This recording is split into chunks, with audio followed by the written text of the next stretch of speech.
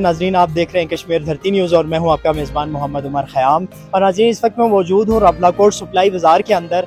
यहाँ पर जमात इस्लामी रवलाकोट की जानिब से शहर के मुख्तलिफ पॉइंट्स पर रमज़ान अल मुबारक और ईद की आमद से कबल मुख्तलिफ सस्ते बाज़ारों के नाम से मुख्तलिफ पॉइंट्स कायम किए गए हैं, जहाँ पर लोगों को रमज़ान अल मुबारक और ईद की खुशियों में शामिल करने की कोशिश की गई है। इस वक्त सप्लाई बाज़ार में ये एक शॉप कायम की गई है।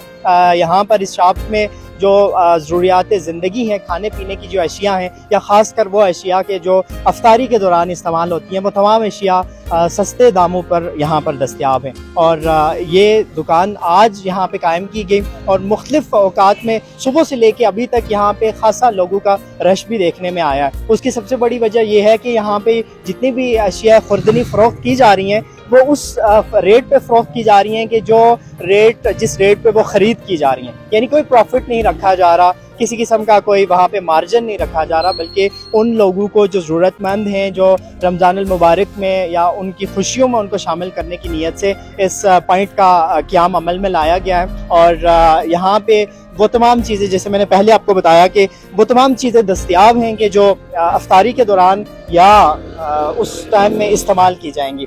और इस पॉइंट पर मुख्तलिफ खजूरें रखी गई हैं, आलू, प्याज, चीनी, गो के शरबत वगैरह, आटा, नमक, यानी वो तमाम चीज़ें मौजूद हैं। मैं कोशिश करूँगा कि यहाँ पे जो ज़िम्मेदारान हैं जमात इस्लामी के, उनसे भी मैं गुफ्तगू करूँ।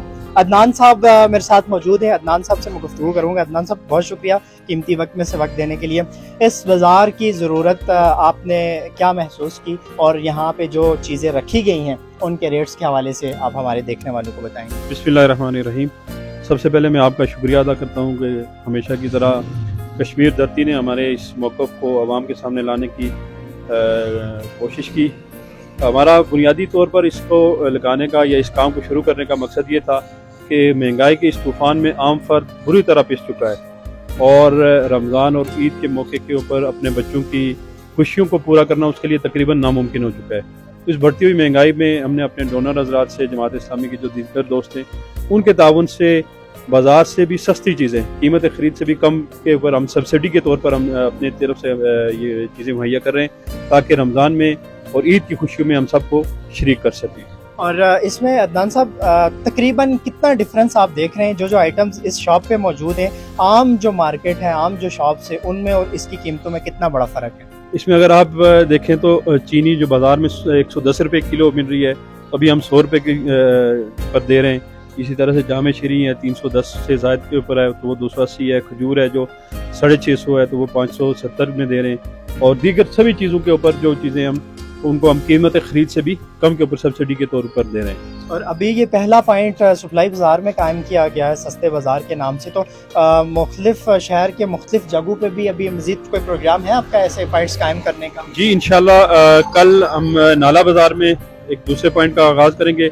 वहाँ पर खाने पीने की चीज़ों के साथ साथ बच्चों के कपड़े, जूते और दीगर जो उनकी ज़रूरियात की चीज़ें हम उनको भी मुहैया करने की कोशिश करेंगे। इसी तरह से हमारी कोशिश होगी कि चांदनी चौक में भी एक सेंटर को कायम किया जा सके और टूरिज्म के पास भी ऐसा एक सेंटर कायम हो सके। तो अभी तक अदनान साहब इसके क्या रिजल्ट्स देखने में आए हैं और लोगों का कैसा रिस्पांस आ रहा है? इसमें आम फर्द जो आता है पहले तो उसको ये यकीन नहीं होता कि ये वाकई इतनी कम कीमत में हमें मिल सकते हैं, तो लोगों का बहुत खुशी का इजहार कर रहे हैं। उनको एक रिलीफ मिल रहा है कि जब महंगाई हर तरफ से खुद साख्ता महंगाई भी है और जहाँ पर खुद साख्ता नहीं है तो ऊपर से हुकूमत की तरफ से महंगाई इतनी है कि उनमें इन चीज़ों को मैनेज करना उनके लिए नामुमकिन था, जो जमात इस्लामी उनके लिए मुमकिन बना रही है। तो अदनान साहब, चूँकि अभी जैसे जैसे लोगों को पता चलता जाएगा वैसे वैसे रश में भी इजाफा होगा, वैसे वैसे आपकी चीज़ों की खपत भी ज़्यादा होती जाएगी, तो आप समझते हैं कि ये रश जैसे उसमें मज़ीद इजाफा होता जाएगा तो आप इस चीज़ को आखिरी रमज़ान तक मेंटेन रखने में कामयाब हो पाएंगे? जी, इसमें इंशाल्लाह हम पूरी कोशिश करेंगे कि आखिर रमज़ान तक और ईद तक हम लोगों को फैसिलिटेट कर सकें।